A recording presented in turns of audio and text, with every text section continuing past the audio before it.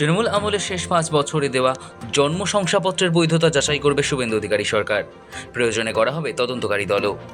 2021 থেকে 2025 তৃণমূল জামানার শেষ 5 বছরে দেওয়া জন্ম শংসাপত্র এবার শুভেন্দু অধিকারী সরকারের আতশকাচের নিচে।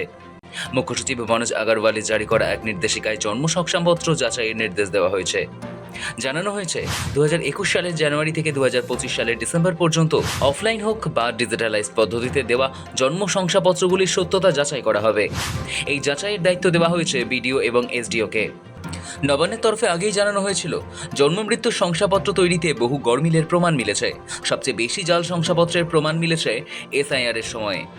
এসআইআর চলাকালীন সীমান্তবর্তী 3টি জেলা মুর্শিদাবাদ, উত্তর দিনাজপুর এবং মালদহে ব্যাপক দুর্নীতির অভিযোগ ওঠে।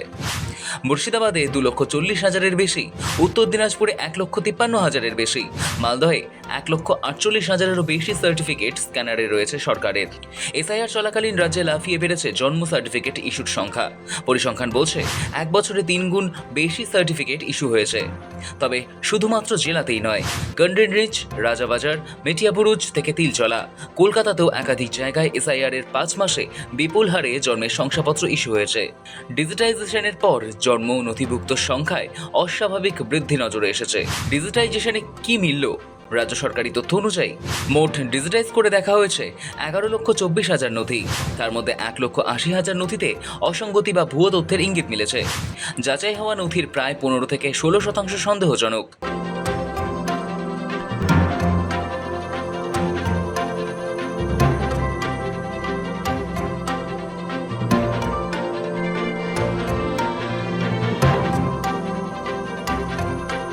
সেই কারণেই জন্ম শংসাপত্র যাচাই করবে শুভেন্দু অধিকারী সরকার।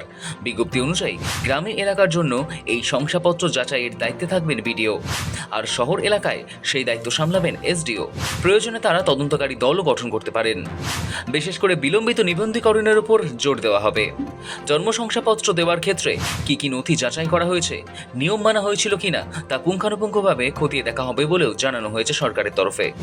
আরও জানানো হয়েছে, তদন্তের সময় কি কি নথি যাচাই করা হচ্ছে এবং কি ফলাফল তা জন্ম মৃত্যু তথ্য পোর্টালে আপলোড করতে হবে।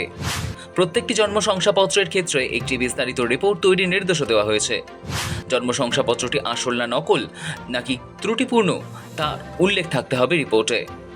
শুধু তাই নয়, ওই শংসাপত্র যিনি প্রদান করেছেন তার এখতিয়ারও বিবেচনা করতে বলা হয়েছে।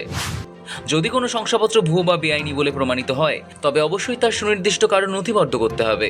সেপ্টেম্বরের মধ্যে এই যাচাই প্রক্রিয়ার কাজ সম্পন্ন করার নির্দেশ দেওয়া হয়েছে প্রশাসনের তরফে।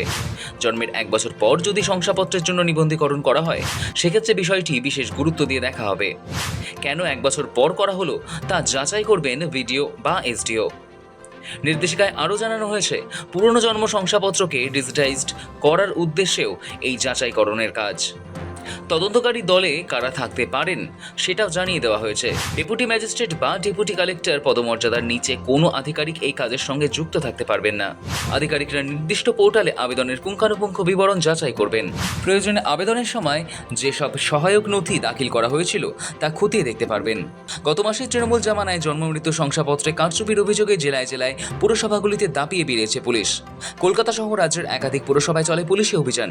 রাজ্য জুড়ে যে অভিযান শুরু হয়েছে তার মূল উদ্দেশ্য হলো জন্ম ও মৃত্যু শংসাপত্র নিবন্ধনের প্রতিটি ধাপ আইনসম্মতভাবে সম্পন্ন হয়েছে কিনা তা যাচাই করা। সরকার আগেই জানিয়েছিল, জন্ম মৃত্যু শংসাপত্র দিতে পারবেন না রাজ্যের পুরপ্রধান এবং পঞ্চায়েত প্রধানেরা। সরকারি আধিকারিকদেরই শুধু সেই এখতিয়ার থাকবে। এবার বিজ্ঞপ্তি জারি করে দেওয়া হলো। জানানো হলো, শেষ 5 বছরে দেওয়া জন্ম শংসাপত্রের বৈধতা যাচাই করবে শুভেন্দু অধিকারী সরকার। প্রয়োজনে করা হবে তদন্তকারী দলও। সৌভিক চ্যানেলের রিপোর্ট, সময়, কলকাতা।